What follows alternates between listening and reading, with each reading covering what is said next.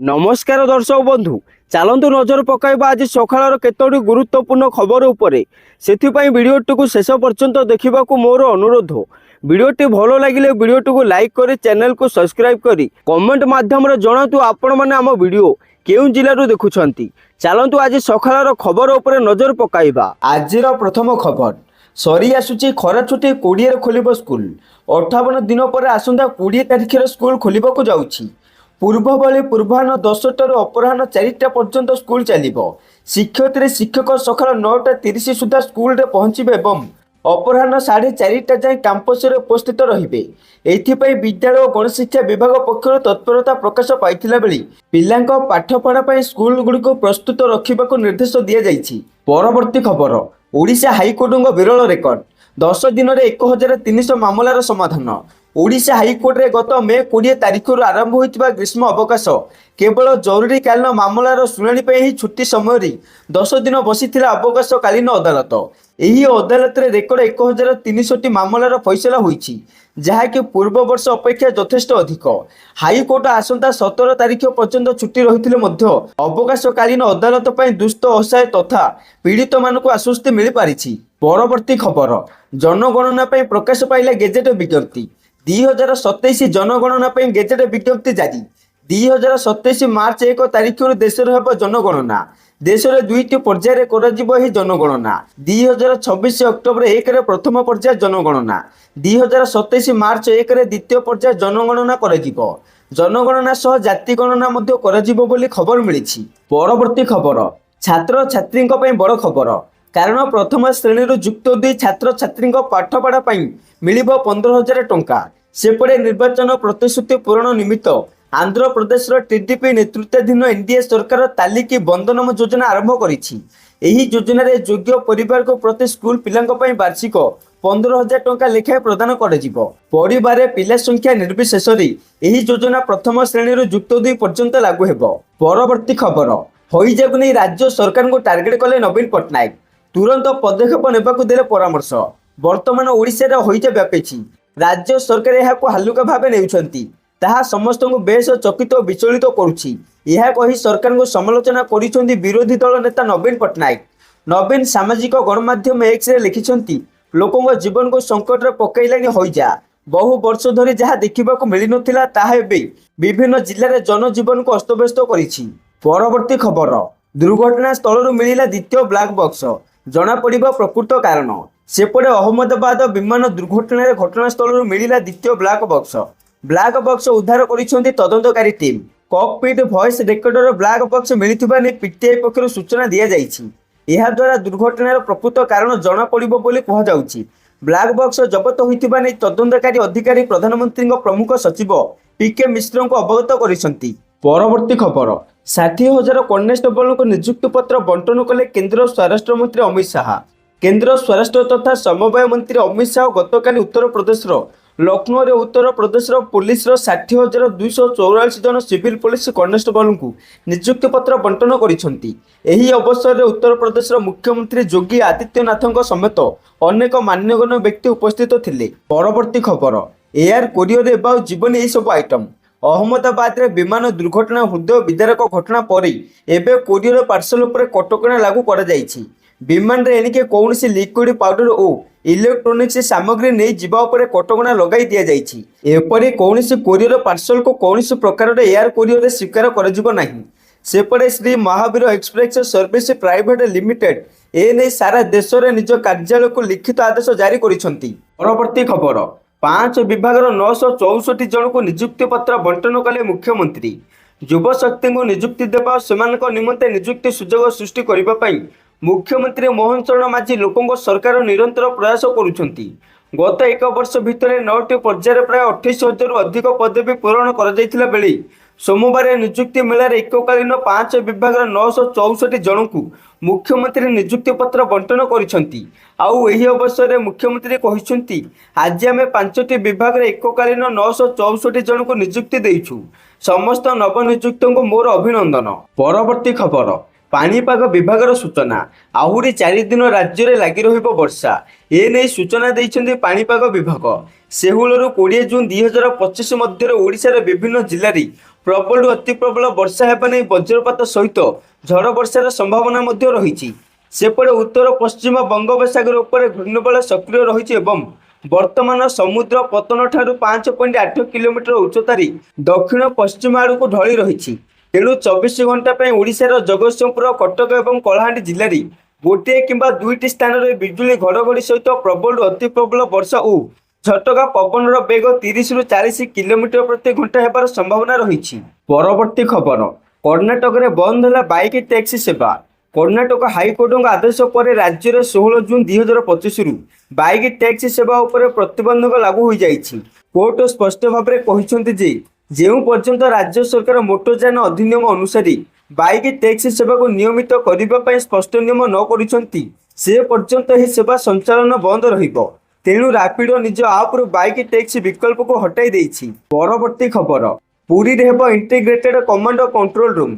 Mobile ଆପ୍ରେ ମିଳିବ update. ଚଳିତ ବର୍ଷ ରଥଯାତ୍ରା ପାଇଁ ପୋଲିସର ବ୍ୟାପକ ବନ୍ଦୋବସ୍ତ। ପୁରୀରେ ପ୍ରଥମ ଥର ଖୋଲିବ integrated command control centre. AI CCTV camera ଜରିଆରେ ହେବ ଟ୍ରାଫିକ୍ ପରିଚାଳନା। ପୋଲିସ ଡିଜି ୱାଇବି ଖୁରାନିଆଙ୍କ କ୍ୟାମ୍ପ ଅଫିସରେ ପୁରୀ ଏସ୍ପି, ରେଞ୍ଜ ଆଇଜି ଓ ଅନ୍ୟ ବରିଷ୍ଠ ଅଧିକାରୀଙ୍କ ସହିତ ଶେଷ ହୋଇଛି ବୈଠକ। ଚଳିତ ବର୍ଷ ରଥଯାତ୍ରାରେ ପୂର୍ବ ବର୍ଷ ଅପେକ୍ଷା ଅଧିକରୁ ଅଧିକ ଫୋର୍ସ ନିୟୋଜିତ ପାଇଁ ଯୋଜନା ହୋଇଛି। ପରବର୍ତ୍ତୀ ଖବର, ଆଜିଠୁ ୟୁପିଆଇର ବଡ଼ ପରିବର୍ତ୍ତନ, ସ୍ପିଡ୍ ହେବ ଟ୍ରାଞ୍ଜାକ୍ସନ୍। ବର୍ତ୍ତମାନ ମିଳିଥିବା ସୂଚନା ଅନୁଯାୟୀ ଏବେ ୟୁପିଆଇ ପେମେଣ୍ଟ ସହିତ ଜଡ଼ିତ କିଛି ସେବାର ସମୟସୀମା ହ୍ରାସ କରାଯାଇଛି। ଏହି ସୂଚନା ଏନ୍ପିସିଆଇ ଦ୍ୱାରା ଜାରି କରାଯାଇଥିବା ସର୍କୁଲାରରୁ ନିଆଯାଇଛି। ବର୍ତ୍ତମାନ ଟ୍ରାଞ୍ଜାକ୍ସନ୍ ଷ୍ଟାଟସ୍ ଏବଂ ପ୍ରତ୍ୟାବର୍ତ୍ତନ ସହିତ ଜଡ଼ିତ ପ୍ରକ୍ରିୟା ସମୟକୁ 10 ସେକେଣ୍ଡକୁ ହ୍ରାସ କରାଯାଇଛି। ପୂର୍ବରୁ ଏହି ପ୍ରକ୍ରିୟାରେ 30 ସେକେଣ୍ଡ ସମୟ ଲାଗୁଥିଲା। ଅର୍ଥାତ୍ ପୂର୍ବରୁ ପେମେଣ୍ଟ ସମାପ୍ତ ହୋଇଛି କି ନାହିଁ ଜାଣିବା ପାଇଁ ଉପଭୋକ୍ତାମାନଙ୍କୁ 30 ସେକେଣ୍ଡ ଅପେକ୍ଷା କରିବାକୁ ପଡୁଥିଲା। ଏବେ ଏହାକୁ 10 ସେକେଣ୍ଡକୁ ହ୍ରାସ କରାଯାଇଛି। ଏହାଦ୍ୱାରା ଉପଭୋକ୍ତାଙ୍କ ସମୟ ବଞ୍ଚିବ ବୋଲି ୟୁପିଆଇ କହିଛି। ପରବର୍ତ୍ତୀ ଖବର, ରଥଯାତ୍ରା ପୂର୍ବରୁ ଚାଲିଗଲେ ପୁରୀ ରାଜା ଗଜପତି ଦିବ୍ୟସିଂହ ଦେବଙ୍କ ସାନ ଭାଇ। ଗଜପତି ଦିବ୍ୟସିଂହ ଦେବଙ୍କ ସାନ ଭାଇ ରଣନର୍ବା ଦେବ ରବିବାର ଦିନ ଶେଷ ନିଶ୍ୱାସ ତ୍ୟାଗ କରିଛନ୍ତି। ଦୀର୍ଘ ଦିନ ଧରି ଅସୁସ୍ଥ ରହିବା ପରେ ତାଙ୍କର 67 ବର୍ଷ ବୟସରେ ଦେହାନ୍ତ ହୋଇଛି। ସୂଚନା ଅନୁଯାୟୀ ସେ ଏକ ଘରୋଇ ହସ୍ପିଟାଲରେ ଚିକିତ୍ସାଧୀନ ଥିଲେ। ପରମ୍ପରା ଏବଂ ରୀତିନୀତି ଅନୁଯାୟୀ ତାଙ୍କର ଅନ୍ତିମ ସଂସ୍କାର କରାଯିବ। ସେପଟେ ତାଙ୍କୁ ପ୍ରେମରେ ଥଟ୍ଟା ରାଜା ବୋଲି କୁହାଯାଉଥିଲା। ତାଙ୍କ ଦେହାନ୍ତ ଖବର ପରେ ପୁରୀରେ ଶୋକାକୁଳ ପରିବେଶ। ଦୁଃଖର ବିଷୟ ଯେ ବିଶ୍ୱ ପ୍ରସିଦ୍ଧ ରଥଯାତ୍ରା ଆରମ୍ଭ ହେବାର କିଛି ଦିନ ପୂର୍ବରୁ ତାଙ୍କର ଦେହାନ୍ତ ହୋଇଗଲା। ପରବର୍ତ୍ତୀ ଖବର, ବିଭିନ୍ନ ସହରରେ ଜିଓର ସର୍ଭର ଡାଉନ୍। ଦେଶର ସବୁଠାରୁ ବଡ଼ ଟେଲିକମ୍ କମ୍ପାନୀ ମଧ୍ୟରୁ ଗୋଟିଏ ରିଲାଏନ୍ସ ଜିଓ ଗତକାଲି ଅନେକ ସ୍ଥାନରେ ହଠାତ୍ ଏହାର ସେବାକୁ ବନ୍ଦ କରିଦେଇଛି। ବିଶେଷ କରି କେରଳର ଉପଭୋକ୍ତାମାନେ ମୋବାଇଲ ନେଟୱାର୍କ ଏବଂ ବ୍ରଡବ୍ୟାଣ୍ଡ ଉଭୟର ବଡ଼ ସମସ୍ୟାର ସମ୍ମୁଖୀନ ହୋଇଛନ୍ତି। ଆଉ ଏହି ନେଟୱାର୍କ ବିଭ୍ରାଟ ଯୋଗୁଁ ଇଣ୍ଟରନେଟ୍ ସ୍ପିଡ୍ ବହୁତ ଧୀର ହୋଇଯାଇଛି। ଅନେକ ଲୋକଙ୍କ ଫୋନ୍ ନେଟୱାର୍କ ବାହାରେ ଯାଉଛି ଏବଂ କଲ୍ ମଧ୍ୟ ଠିକ୍ ଭାବରେ ଗ୍ରହଣ କରାଯାଇ ନାହିଁ। ପ୍ରାୟ 56% ଉପଭୋକ୍ତା ମୋବାଇଲ ଇଣ୍ଟରନେଟ୍ ଏବଂ 32% ଉପଭୋକ୍ତା କଲ୍ କରିବାରେ ସମସ୍ୟାର ସମ୍ମୁଖୀନ ହୋଇଛନ୍ତି। ଏହା ବ୍ୟତୀତ 12% ଉପଭୋକ୍ତା ଜିଓ ଫାଇବରରେ ସମସ୍ୟାର ଅଭିଯୋଗ କରିଛନ୍ତି। ତେବେ ଏହି ସମସ୍ୟା ଗତକାଲି ଅପରାହ୍ନ 2ଟାରୁ ଆରମ୍ଭ ହୋଇଥିଲା। ଦିଲ୍ଲୀ, ମୁମ୍ବାଇ, ବାଙ୍ଗାଲୋର, କେରଳ ଏବଂ ହାଇଦ୍ରାବାଦ ଭଳି ବଡ଼ ସହରରୁ ଏହି ଅଭିଯୋଗ ଆସିଛି। ପରବର୍ତ୍ତୀ ଖବର, ଗୋପାଳପୁର ବେଳାଭୂମିରେ ଗଣଦୁଷ୍କର୍ମର ଅଭିଯୋଗ, 7 ଅଟକ। ଗଞ୍ଜାମର ଗୋପାଳପୁରରେ ଜଣେ ଯୁବତୀଙ୍କୁ ଗଣଦୁଷ୍କର୍ମ ଅଭିଯୋଗ ହୋଇଛି। ପ୍ରେମୀ ଯୁଗଳ ଗୋପାଳପୁର ବେଳାଭୂମିକୁ ବୁଲିବାକୁ ଯାଇଥିଲା ବେଳେ ଯୁବତୀଙ୍କୁ ଗଣଦୁଷ୍କର୍ମ ହୋଇଥିବା ଅଭିଯୋଗ ହୋଇଛି। ହିଞ୍ଜିଳିକାଟୁ ଅଞ୍ଚଳର 10 ଜଣ ଯୁବକ ଗଣଦୁଷ୍କର୍ମ କରିଥିବା ଅଭିଯୋଗ ହୋଇଛି। 7 ଅଭିଯୁକ୍ତଙ୍କୁ ଅଟକ ରଖି ତଦନ୍ତ କରୁଛି ଗୋପାଳପୁର ପୋଲିସ। ସେପଟେ ଗତକାଲି ସନ୍ଧ୍ୟା ସମୟରେ ଗଣଦୁଷ୍କର୍ମ ହୋଇଥିବା ବ୍ରହ୍ମପୁର ଏସ୍ପି ଶ୍ରବଣ ବିବେକ ଏମ୍ ସୂଚନା ଦେଇଛନ୍ତି। ପରବର୍ତ୍ତୀ ଖବର, ମହାତ୍ମା ଗାନ୍ଧୀଙ୍କ ପଣନାତୁଣୀଙ୍କୁ 7 ବର୍ଷ ଜେଲ୍ ଦଣ୍ଡ। ରାଷ୍ଟ୍ରପିତା ମହାତ୍ମା ଗାନ୍ଧୀଙ୍କ ନାମ ଭାରତୀୟଙ୍କ ଲାଗି ପ୍ରେରଣାର ସ୍ରୋତ। ହେଲେ ନିକଟରେ ତାଙ୍କ ପରିବାର ସମ୍ପର୍କୀୟ ଏକ ଏପରି ମାମଲା ସାମ୍ନାକୁ ଆସିଛି ଯାହା ସମସ୍ତଙ୍କୁ ଆଶ୍ଚର୍ଯ୍ୟ କରୁଛି। ମହାତ୍ମା ଗାନ୍ଧୀଙ୍କ ପଣନାତୁଣୀ ଆଶିଷ ଲତା ରାମ ଗୋବିନ୍ଦଙ୍କୁ ଦକ୍ଷିଣ ଆଫ୍ରିକାର ଡରବିନ୍ ଠାରେ ଠକେଇ ଓ ଜାଲିଆତି ଅଭିଯୋଗରେ 7 ବର୍ଷ ଜେଲ୍ ଦଣ୍ଡରେ ଦଣ୍ଡିତ କରାଯାଇଛି। ଏହି ମାମଲା 62 ଲକ୍ଷ ଟଙ୍କା ଅର୍ଥାତ୍ ଦକ୍ଷିଣ ଆଫ୍ରିକୀୟ ରେଣ୍ଟ ଠକେଇ ସମ୍ପର୍କିତ। ସେପଟେ ଆଶିଷ ଲତା ରାମ ଗୋବିନ୍ଦ ମହାତ୍ମା ଗାନ୍ଧୀଙ୍କ ପଣନାତୁଣୀ। ସେ ଗାନ୍ଧୀ ଡେଭଲପମେଣ୍ଟ ଟ୍ରଷ୍ଟର ପୂର୍ବତନ ଏକ୍ଜିକ୍ୟୁଟିଭ ଡାଇରେକ୍ଟର ମଧ୍ୟ ଥିଲେ। ପରବର୍ତ୍ତୀ ଖବର, ବଡ଼ ଦୁର୍ଘଟଣାରୁ ବର୍ତ୍ତିଗଲା ବିମାନ। ଓହ୍ଲାଇ ପଡ଼ିଲେ ସମସ୍ତ ଯାତ୍ରୀ। ସେପଟେ ସାଉଦି ଆରବ ଜେଦ୍ଦାରୁ ଆସିଥିବା ବିମାନ SV3112 ଅବତରଣ ସମୟରେ ବିମାନ ଚକରୁ ନିଆଁ ଏବଂ ଧୂଆଁ ବାହାରୁଥିବା ଦେଖିବାକୁ ମିଳିଥିଲା। ଏହି ବିମାନରେ ଅତି କମରେ 250 ଜଣ ଯାତ୍ରୀ ଥିଲେ। ତେବେ ଖବର ମୁତାବକ ଲକ୍ଷ୍ନୌ ଏୟାରପୋର୍ଟରେ ଏହି ବିମାନ ସକାଳ 6:30ରେ ଅବତରଣ କରିଥିଲା। ଏହି ସମୟରେ ବିମାନ ଚକରୁ ନିଆଁ ବାହାରୁଥିବା ଦେଖିବାକୁ ପାଇଥିଲେ କର୍ମଚାରୀ। ହାଇଡ୍ରୋଲିକ୍ ଲିକ୍ ହେବାରୁ ଧୂଆଁ ବାହାରୁଥିବାର ଦେଖିବାକୁ ମିଳିଥିଲା। ଏୟାରପୋର୍ଟ ଷ୍ଟାଫ୍ ତୁରନ୍ତ ସତର୍କତା ଅବଲମ୍ବନ କରି ଯାତ୍ରୀଙ୍କୁ ସୁରକ୍ଷିତ ବାହାର କରିଥିଲେ। ଯାତ୍ରୀଙ୍କୁ ଏହି ଘଟଣା ବିଷୟରେ ସୂଚନା ମିଳିବା ପରେ ଭୟଭୀତ ହୋଇଯାଇଥିଲେ ଯାତ୍ରୀ। ପରବର୍ତ୍ତୀ ଖବର, ଡାଇରିଆ ସଙ୍କଟ, ସଜାଗ ରହିବାକୁ ମୁଖ୍ୟମନ୍ତ୍ରୀଙ୍କ ପରାମର୍ଶ। ରାଜ୍ୟର ବିଭିନ୍ନ ଜିଲ୍ଲାରେ ଡାଇରିଆ ସଙ୍କଟ ଦେଖାଦେଇଛି। ଅନେକ ଲୋକ ଆକ୍ରାନ୍ତ ହୋଇ ବିଭିନ୍ନ ହସ୍ପିଟାଲରେ ଚିକିତ୍ସିତ ଅଛନ୍ତି। ଯାଜପୁର ଏବଂ କେନ୍ଦୁଝରରେ ଝାଡ଼ାବାନ୍ତି ବ୍ୟାପିଥିବାର ଖବର ଆସିବା ମାତ୍ରେ ମୁଖ୍ୟମନ୍ତ୍ରୀ ମୋହନ ଚରଣ ମାଝୀ ପଦକ୍ଷେପ ନେଇଛନ୍ତି। ତୁରନ୍ତ ସ୍ୱାସ୍ଥ୍ୟ ବିଭାଗର ବରିଷ୍ଠ ଅଧିକାରୀଙ୍କୁ ଆବଶ୍ୟକୀୟ କାର୍ଯ୍ୟାନୁଷ୍ଠାନ ଗ୍ରହଣ କରିବା ପାଇଁ ମୁଖ୍ୟମନ୍ତ୍ରୀ ନିର୍ଦ୍ଦେଶ ଦେଇଛନ୍ତି। ସେପଟେ ଡାଇରିଆ ସଙ୍କଟକୁ ନେଇ ଚିନ୍ତାରେ ପୂର୍ବତନ ମୁଖ୍ୟମନ୍ତ୍ରୀ ନବୀନ ପଟ୍ଟନାୟକ। ସେଥିପାଇଁ ସୋସିଆଲ ମିଡିଆରେ ମୋହନ ସରକାରଙ୍କୁ ଟାର୍ଗେଟ କରିଛନ୍ତି ନବୀନ ପଟ୍ଟନାୟକ। ପରବର୍ତ୍ତୀ ଖବର, ବଢ଼ିବାରେ ଲାଗିଛି ଇସ୍ରାଏଲ ଓ ଇରାନ ଯୁଦ୍ଧ। ଭାରତୀୟଙ୍କ ସୁରକ୍ଷା ପାଇଁ ବଡ଼ ପଦକ୍ଷେପ ନେଲେ କେନ୍ଦ୍ର ସରକାର। ଇରାନ ଇସ୍ରାଏଲ ଯୁଦ୍ଧକୁ ଦୃଷ୍ଟିରେ ରଖି ଇରାନରେ ପଢ଼ୁଥିବା ଭାରତୀୟ ଛାତ୍ରୀଙ୍କ ପାଇଁ ଚିନ୍ତା ପ୍ରକାଶ କରିଛନ୍ତି ଭାରତ ସରକାର। ଭାରତ ସରକାର ଇରାନରୁ ଛାତ୍ରଛାତ୍ରୀଙ୍କୁ ସ୍ଥାନାନ୍ତର କରିବା ପାଇଁ ଅନୁମତି ମାଗିଛନ୍ତି। ବୈଦେଶିକ ମନ୍ତ୍ରଣାଳୟ ଇରାନରେ ଥିବା ଭାରତୀୟ ଛାତ୍ରଙ୍କ ସହିତ ଯୋଗାଯୋଗରେ ଅଛନ୍ତି। ଇରାନରେ ପଢ଼ୁଥିବା ଭାରତୀୟ ଛାତ୍ର ଏବଂ ଇରାନରେ କାମ କରୁଥିବା ଅନ୍ୟ ଭାରତୀୟ ନାଗରିକଙ୍କ ସୁରକ୍ଷା ସୁନିଶ୍ଚିତ କରିବା ପାଇଁ ସମସ୍ତ ପ୍ରକାରର ପଦକ୍ଷେପ ନେଉଛି। ସୋମବାର ସରକାର ଏକ ବିବୃତ୍ତିରେ କହିଛନ୍ତି ଯେ ଇରାନରେ ଥିବା କିଛି ଭାରତୀୟ ଛାତ୍ରଙ୍କୁ ଦେଶ ଭିତରେ ସୁରକ୍ଷିତ ସ୍ଥାନକୁ ସ୍ଥାନାନ୍ତର କରାଯାଇଛି। ସେପଟେ 1500ରୁ ଅଧିକ ଛାତ୍ର ଇରାନରେ ଅଛନ୍ତି ବୋଲି ରିପୋର୍ଟରୁ ଖବର ମିଳିଛି। ପରବର୍ତ୍ତୀ ଖବର, ସରକାରଙ୍କ ବଡ଼ ଘୋଷଣା, ବୁଢ଼ୀ ଅଞ୍ଚଳ ଧାନକୁ କିଣିବେ ନାହିଁ ରାଜ୍ୟ ସରକାର। ହୀରାକୁଦ ବୁଢ଼ୀ ଜମିରେ ଧାନ ଚାଷକୁ ନେଇ ସରକାରଙ୍କ ବଡ଼ ଘୋଷଣା। ଆଗାମୀ ବର୍ଷଠାରୁ ବୁଢ଼ୀ ଅଞ୍ଚଳ ଚାଷୀଙ୍କଠାରୁ ଧାନ କିଣିବାକୁ ମନା କରିଦେଇଛନ୍ତି ରାଜ୍ୟ ସରକାର, ଯାହାକୁ ନେଇ ଚାଷୀ ମହଲରେ ତୀବ୍ର ପ୍ରତିକ୍ରିୟା ପ୍ରକାଶ ପାଇଛି। ଚଳିତ ବର୍ଷ ରବି ଋତୁରେ ଝାରସୁଗୁଡ଼ା ଜିଲ୍ଲା ଲଖନପୁର ବ୍ଲକର 796 ଜଣ ଚାଷୀଙ୍କଠାରୁ ଧାନ କିଣାଯିବ, ହେଲେ ଆଗକୁ ନୁହେଁ। ଏହା ସହିତ ବୁଢ଼ୀ ଅଞ୍ଚଳରେ ହେଉଥିବା ଧାନ କିଣାଯିବ ନାହିଁ।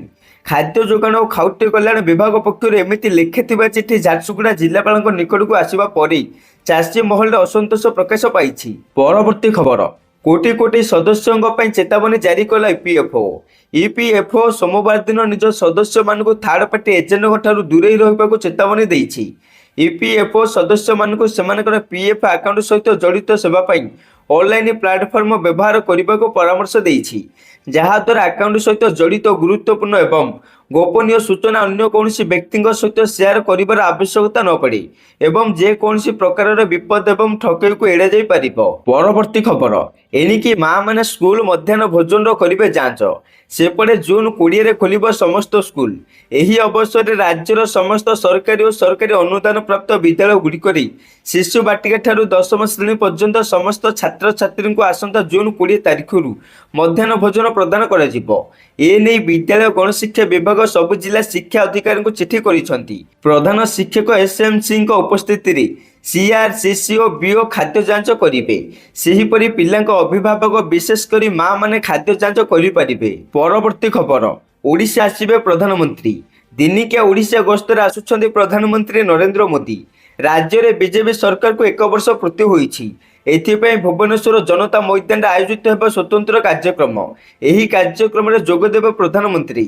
ଏଥିପାଇଁ ବିଧିବଦ୍ଧ ଭାବରେ ପ୍ରଧାନମନ୍ତ୍ରୀଙ୍କ କାର୍ଯ୍ୟାଳୟ ପକ୍ଷରୁ ମୋଦିଜୀଙ୍କର ଓଡ଼ିଶା ଗସ୍ତ କାର୍ଯ୍ୟସୂଚୀ ପ୍ରକାଶ ପାଇଛି। ପରବର୍ତ୍ତୀ ଖବର, ଶନିବାର ମଧ୍ୟ ଖୋଲା ରହିବ ରେଜିଷ୍ଟ୍ରି ଅଫିସ୍। ସୁପ୍ରିମକୋର୍ଟର ନିୟମରେ ଏକ ବଡ଼ ପରିବର୍ତ୍ତନ କରାଯାଇଛି। ରାଷ୍ଟ୍ରପତିଙ୍କ ଅନୁମୋଦନରେ ସୁପ୍ରିମକୋର୍ଟ ନିଜେ ଏହି ପରିବର୍ତ୍ତନ କରିଛନ୍ତି। ସୂଚନା ଥାଉକି ଏହି ସଂଶୋଧନ ପରେ ସୁପ୍ରିମକୋର୍ଟର ରେଜିଷ୍ଟ୍ରି ଏବଂ କାର୍ଯ୍ୟାଳୟ ଶନିବାର ଦିନ ମଧ୍ୟ ଖୋଲା ରହିବ।